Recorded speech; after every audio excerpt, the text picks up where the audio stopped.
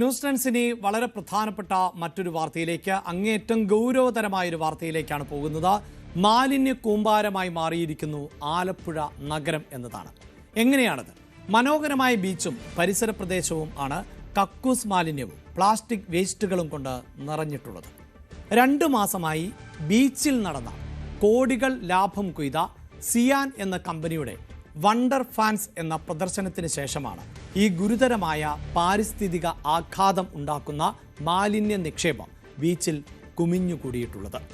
ആയിരക്കണക്കിന് ജനങ്ങൾ വന്നുപോകുന്ന ബീച്ചിൽ നിരവധി കക്കൂസ് ടാങ്കുകളും നിർമ്മിച്ചിട്ടുണ്ട്.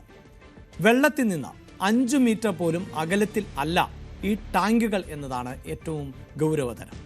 പ്രദർശനത്തിന്റെ ഭാഗമായി ഇരുമ്പ് ഉപയോഗിച്ച് നിർമ്മിച്ച ഉയരമുള്ള ഭിത്തികൾ മഴക്കാലം ആയതോടെ വൻ അപകട ഭീഷണിയാണ് ഒരുക്കുന്നത്.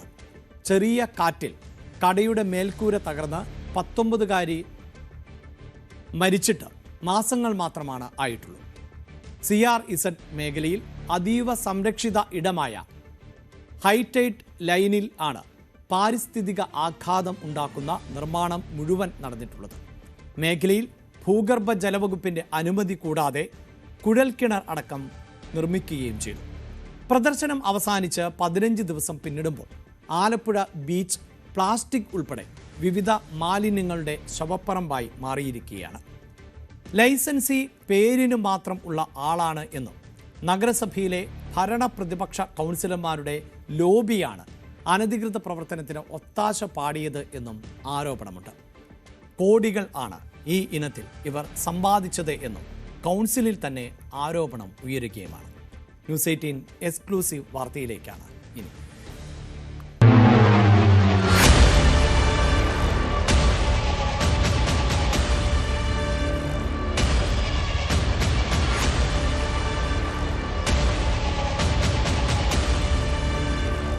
മൺസൂൺ കാലം കടന്നു വരാൻ ദിവസങ്ങൾ മാത്രമാണ് അവശേഷിക്കുന്നത്. എനിക്ക് പിന്നിൽ കാണുന്ന ഈ വലിയ ഉയരത്തിലുള്ള ഭാഗം അത് കഴിഞ്ഞ കുറേ നാളുകളായി, അതായത് 2 മാസക്കാലമായി ആലപ്പുഴ ബീച്ചിൽ പ്രവർത്തിച്ചു വന്നിരുന്ന ഒരു പാർക്കിന്റെ അവശേഷിപ്പുകളാണ്. അതായത് താൽക്കാലികമായി നിർമ്മിച്ച ഒരു വാട്ടർഫോൾസും അതിനോടൊപ്പം തന്നെ ഒരു ഫ്ലവർ ഷോയും നടന്ന ഇടമാണ്.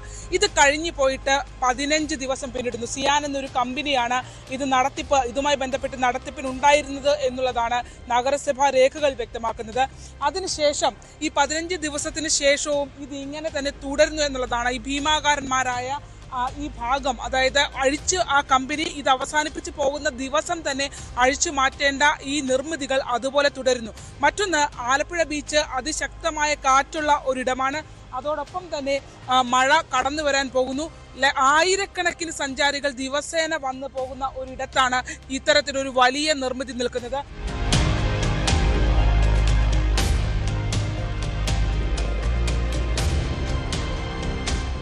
ഗുരുതരമായ ദുരന്തം ഉണ്ടാകാനുള്ള സാധ്യതയാണ്. കാരണം കഴിഞ്ഞ വർഷം ഈ കടകളിൽ ഏതൊരു കട മറിഞ്ഞു വീണ ഒരു കുട്ടി മരിച്ചു. ഇത്രയും വലിയ കൂറ്റൻ നിർമ്മിതി കയറി നിന്നപ്പോൾ വീണതാണ്. അപ്പോൾ ഇതുപോലെ നിരവധി സഞ്ചാരികൾ, കുട്ടികളൊക്കെ വരുന്നുണ്ട്, ടീനേജ് കുട്ടികളൊക്കെ ഒരുപാട് വരുന്നത്.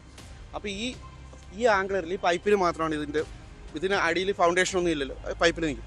അപ്പോൾ ഇത്രയും വലിയ നിർമ്മിതി നാളെ മുതലുണ്ടാകുന്ന, ഇപ്പം അടുത്ത 2 ദിവസങ്ങളിൽ മൺസൂൺ കാറ്റ് ഉണ്ടാകുമെന്നാണ് പറയുന്നത്.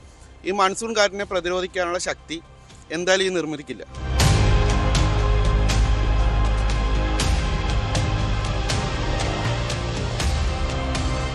ഇത് നമ്മൾ ഈ ടോയ്ലറ്റ് എന്നൊക്കെ പറയും, പക്ഷേ ഈ ടോയ്ലറ്റ് EMBO എന്നല്ല, ഇത് സിമെൻറ്റ് ടാങ്ക്. താഴെ വശത്ത് മൂടിയില്ലാത്ത സിമെൻറ്റ് ടാങ്ക് താത്തിയിട്ട് അതിനകത്ത് കക്കൂസ് മാലിന്യം മനുഷ്യ വിസർജ്യം ശേഖരിച്ചിരിക്കുകയാണ്. ഇതിൻ്റെ പ്രശ്നം എന്ന് പറഞ്ഞാൽ ഇതുവരെ ഉപേക്ഷിച്ച് പോകും. ഇത് JCB കൊണ്ട് ഇടിച്ച് പൊളിച്ച് മണ്ണിൽ ഉപേക്ഷിച്ചിട്ട് പോകും. എല്ലാ വർഷവും ഇത് ഉപേക്ഷിച്ചിട്ട് പോകുന്നത്. ഈ മണ്ണിലാണ് ഇവിടുത്തെ കൊച്ചു കുട്ടികളൊക്കെ വന്ന് മണ്ണ് വാരിയും എല്ലാം കളിക്കുന്ന ഈ മണ്ണിലാണ്.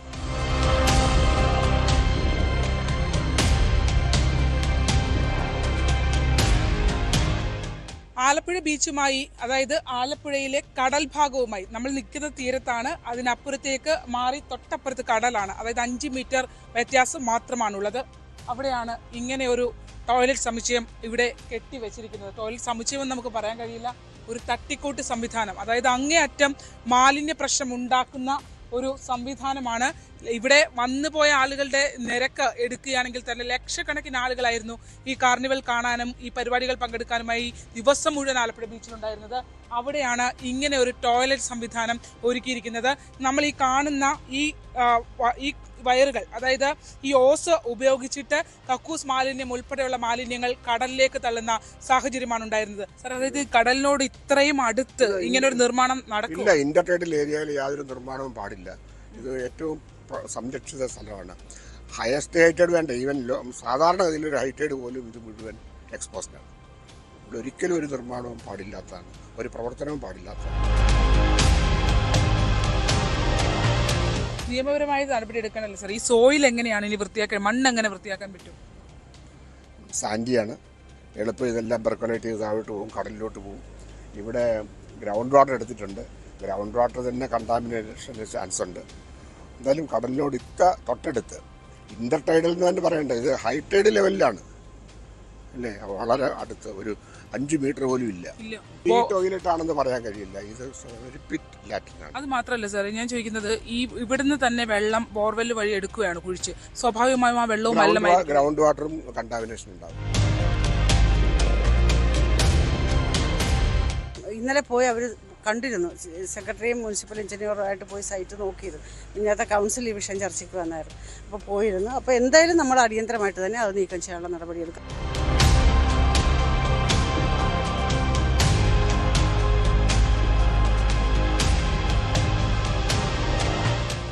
2 മാസക്കാലം നടന്ന ഈ ഒരു സംഭവ വികാസങ്ങൾക്ക് മേൽ മറ്റു തുടർ നടപടികൾ, ഇതിൽ ഏറ്റവും പ്രധാനപ്പെട്ട തീരം എന്ന് പറയുന്നത് പോർട്ടിൻ്റെതാണ്, പോർട്ടിന്റെ ഉടമസ്ഥതയിലുള്ളതാണ്. പോർട്ട് ഇതിനകത്ത് എന്ത് നടപടി സ്വീകരിച്ചു എന്നുള്ളത് പ്രധാനപ്പെട്ട ചോദ്യമാണ്. അവിടെ കുഴിച്ചു മൂടിയപ്പെട്ട മാലിന്യത്തെ കുറിച്ച് അത് ഞങ്ങൾ എന്താണെന്ന് വിമർശിച്ചു. അതുമാത്രമല്ല, അങ്ങനെ എന്തെങ്കിലും അനുമതി, അതായത് സെപ്റ്റിക് മാലിന്യങ്ങൾ അവിടെ ഉപയോഗിക്കത്തക്ക രീതിയിലുള്ള ടാങ്കുകൾ കുഴിക്കാനുള്ള, അത് എങ്ങനെയാണ് CRZ വരുന്ന സ്ഥലത്ത് ടൈൽസ് ഉൾപ്പെടെ പാകി അവർക്ക് അങ്ങനെ സെപ്പറേറ്റ് സ്ഥലം ഉണ്ടാക്കാൻ കഴിയുക? ഇത് ഈ കാര്യങ്ങളൊന്നും മുനിസിപ്പാലിറ്റി ആദ്യമായിട്ട് എടുത്തു വെച്ച സാധനമൊന്നുമല്ല. ഇത് വർഷങ്ങളായിട്ടൊരു സംവിധാനം ഇങ്ങനെ തുടർന്ന് പോകുന്ന ഒരു സാഹചര്യമാണ്. പോർട്ടാണ് ഇത് ചെയ്യുന്നത്. പോർട്ട് ചെയ്യുന്നു, പൊല്യൂഷന്റെ കാര്യങ്ങൾ കൃത്യമായിട്ട് നോക്കുന്നത് അവസാനമാണ് മുനിസിപ്പാലിറ്റി വരുന്നത്. ഇപ്പൊ നിങ്ങൾക്ക് അവിടെ ഇത്തരം പ്രശ്നങ്ങൾ നടന്നിട്ടുണ്ടെന്ന് ബോധ്യപ്പെട്ടിട്ടുണ്ട്. അതനുസരിച്ച് അതല്ലേ ചെയർപേഴ്സൺ ഇപ്പൊ പറഞ്ഞത്, സെക്രട്ടറിയും ME അവിടെ പോയി പരിശോധിച്ചിട്ടുണ്ട്. ആ പരിശോധനയുടെ അടിസ്ഥാനത്തിൽ റിപ്പോർട്ട് ചെയർപേഴ്സന്റെ മുന്നിൽ വരും.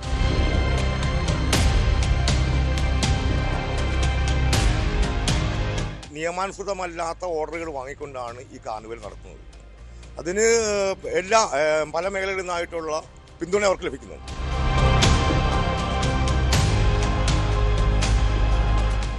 ഒന്ന് CRZ കടുത്ത പാരിസ്ഥിതികമായ പ്രത്യാഘാതങ്ങൾ നേരിടുന്ന സംഭവങ്ങളാണ് ഇവിടെ കാണുന്നത് ഓരോന്നും. അത് മാത്രമല്ല, സംരക്ഷിക്കപ്പെടേണ്ട മേഖല കൂടിയാണ് തീരപ്രദേശങ്ങൾ, പ്രത്യേകിച്ച് ബീച്ചിനോട് കടലിനോട് ഇത്രയും ചേർന്ന പ്രദേശങ്ങൾ. ഇവിടെ എങ്ങനെയാണ് ഇത്ര മോശം നിർമ്മിതിക്ക് ഉള്ള അനുമതി ലഭിച്ചു എന്നുള്ളതാണ് അന്വേഷിക്കേണ്ടത്. വരും ദിവസങ്ങളിൽ നമ്മൾ അത് തുടരും. തൊട്ടപ്പുറത്താണ് ബീച്ച് എന്നുള്ളത്, ഈ മറയ്ക്കപ്പുറം ബീച്ചാണ് എന്നുള്ളത് നമ്മൾ കാണുമ്പോഴാണ് ഇത്രയും ശോചനീയമായ സാഹചര്യത്തിലൂടെയാണ് ആലപ്പുഴ ബീച്ച് കടന്നു പോകുന്നത് എന്നുള്ളത് വ്യക്തമാക്കുന്നത്. 4 തൊഴിലാളികൾ ഇപ്പോൾ നിൽപ്പുണ്ട്. ഈ കാണുന്ന 1 ഏക്കറോളം വരുന്ന സ്ഥലത്ത് വ്യാപിച്ചു കിടക്കുന്ന ഈ പാർക്ക്, ഇവിടെ ഈ 4 തൊഴിലാളികൾ പേരിന് മാത്രം കാണിച്ച് 15 ദിവസക്കാലമായി മാലിന്യ കൂമ്പാരമായിട്ടാണ് ഇവിടം ഉപേക്ഷിച്ച് പോയിരിക്കുന്നത്. ഗുരുതര പാരിസ്ഥിതിക പ്രശ്നങ്ങൾ ഉൾപ്പെടെ ഉണ്ടാകും. ആലപ്പുഴയിൽ നിന്നും ശരണ്യ സ്നേഹജൻ, News 18. യെസ്, ഇതാണ് ഇപ്പോഴത്തെ സാഹചര്യമെങ്കിൽ ഈ മാലിന്യ പ്രതിസന്ധി രൂക്ഷമായതിനെ തുടർന്ന് ആലപ്പുഴ ബീച്ചിനോട് ചേർന്നുള്ള DTPC നടത്തുന്ന വാട്ടർ തീം പാർക്കിലെ കനാലിലെ മത്സ്യങ്ങൾ ചത്തുപൊന്തി.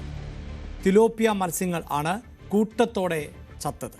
News 18 വാർത്താ സംഘം വിവരം അറിയിച്ചതിനെ തുടർന്ന് അന്താരാഷ്ട്ര കായൽ ഗവേഷണ കേന്ദ്രം director doctor Padmakumar, deputy director of agriculture ഖൊയ്നോ എന്നിവയുടെ നേതൃത്വത്തിൽ പരിസ്ഥിതി ശാസ്ത്ര ഗവേഷകർ കനാലിൽ നിന്നുള്ള മത്സ്യങ്ങളും ജലവും പരിശോധനയ്ക്കായി ശേഖരിച്ചു. വെള്ളത്തിൽ ജൈവമാലിന്യത്തിൻ്റെ അളവ് കൂടിയതിനാൽ ഏകകോശ പരാദജീവികളുടെ ആക്രമണം മൂലമാണ് ഈ മത്സ്യങ്ങൾ ചത്തുപൊന്തുന്നത് എന്നാണ് ഗവേഷണ കേന്ദ്രം അറിയിച്ചത്. വെള്ളവുമായി ബന്ധപ്പെട്ട് കുട്ടികൾക്കായുള്ള റൈഡുകൾ നടക്കുന്ന ഭാഗത്തെ മത്സ്യങ്ങൾ ആണ് ഈ നിലയിൽ ചത്തുപൊന്തിയത്. അടിയന്തര ശുചീകരണം നടത്താതെ ജലത്തിൽ കുട്ടികൾ സ്പർശിക്കുക പോലും ചെയ്യരുത് എന്നാണ് ഗവേഷണ കേന്ദ്രം അറിയിക്കുന്നത്.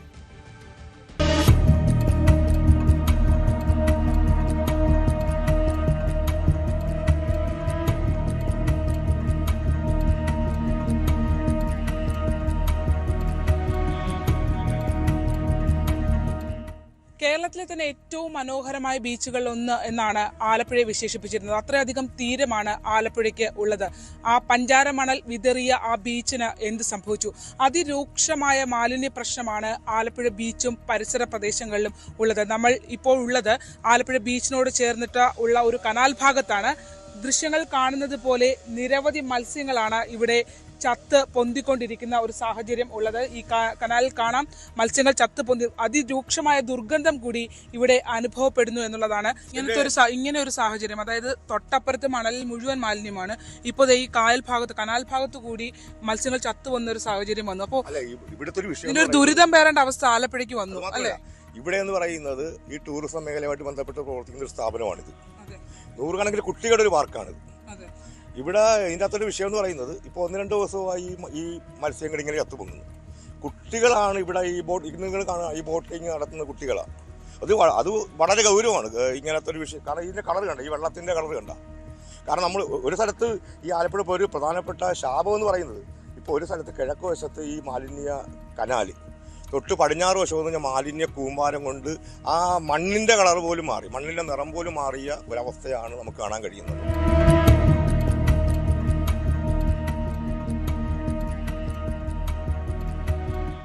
ആലപ്പുഴ നഗരസഭാ ചെയർപേഴ്സൺ മോളി ജേക്കബും ഒപ്പം തന്നെ ആരോഗ്യ സ്റ്റാൻഡിംഗ് കമ്മിറ്റി ചെയർമാൻ നൌഫലും ഇവിടെ എത്തിയിട്ടുണ്ട്. അതായത് നമ്മൾ നേരത്തെ മത്സ്യങ്ങൾ ചത്ത് പൊന്തിയ സ്ഥലത്താണ് ഇവരിപ്പോൾ പരിശോധനയ്ക്കായി എത്തിയത്.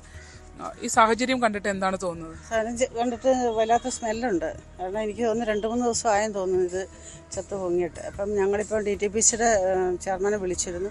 പുള്ളി ഉടനെ തന്നെ അതിന് വേണ്ട ചെയ്യാമെന്ന് പറഞ്ഞിട്ടുണ്ട്. പൊല്യൂഷൻ കൺട്രോളിൽ വിളിച്ചിട്ടുണ്ട്. അപ്പോൾ ഒന്ന് അവർ വന്ന് ചെക്ക് ചെയ്യാൻ പറഞ്ഞിട്ടുണ്ട്. അപ്പോൾ അതിന് 2 കൂട്ടരെ നമ്മൾ വിളിച്ച് അതിൻ്റെ കാര്യങ്ങൾ അറേഞ്ച് ചെയ്തിട്ടുണ്ട്.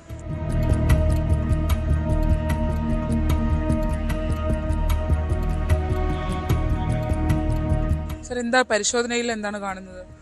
മാലിന്യം അടിഞ്ഞു കൂടിയിട്ട് സൂക്ഷ്മ സസ്യങ്ങൾ കണ്ടമാനം പെരുകി. അതുകൊണ്ടാണ് പകൽ സമയത്ത് ഓക്സിജൻ കൂടുതലാണ്, രാത്രിയിൽ ഓക്സിജൻ കുറയുന്നുണ്ടാകും, അതാ മീൻ ചാകുന്നത്. പക്ഷേ അതിനേക്കാളുപരി ആ സൂക്ഷ്മജീവികൾ ഉണ്ടാക്കുന്ന ആ ഉയർന്ന pH ക്ഷാരത്വം, മത്സ്യത്തിന് അതിജീവിക്കാൻ കഴിയാത്ത രീതിയിലുള്ള ക്ഷാരതയാണ്. അസിഡിറ്റി അല്ല.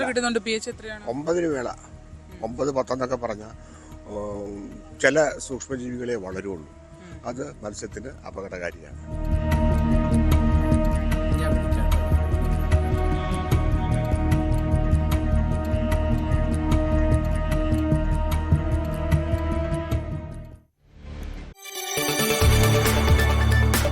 കൂടുതൽ വാർത്തകൾക്ക് News 18 Keralam YouTube channel subscribe ചെയ്യുക.